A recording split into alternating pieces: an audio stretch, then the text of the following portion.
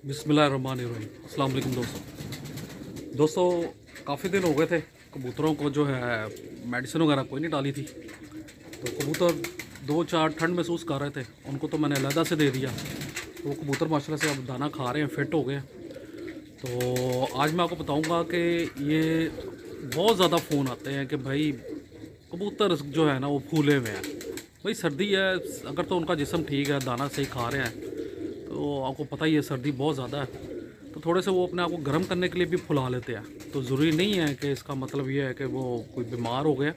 लेकिन बहरहाल मैं आपको एक तरीका बताता हूँ, छोटा सिंपल सा कैप्सूल है टेरामाइसिन, वो मैं आपको बताता हूँ किस तरह डालना है।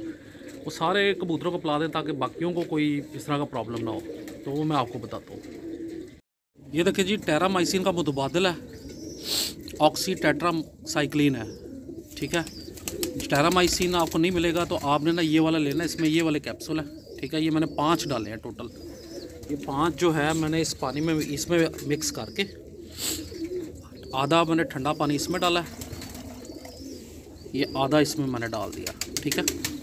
और उसके बाद मैंने इसमें ये गर्म पानी जो है ये तकरीबन पौना भर दिया मैंने, इससे ज़्यादा नहीं मैं भरूँगा।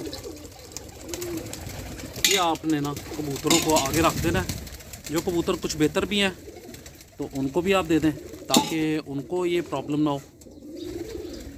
तो ये आपने इस तरीके से दे देना, इंशाल्लाह आपके कबूतर जो है ना वो सर्दी महसूस नहीं करेंगे। 2-3 दिन दे लें, और ये ज़रूरी नहीं है कि कोई बीमार कबूतर उसको देना, आपने सबको पिला देना, तो इंशाल्लाह सारे बेहतर हो जाएंगे। बहुत बहुत शुक्रिया।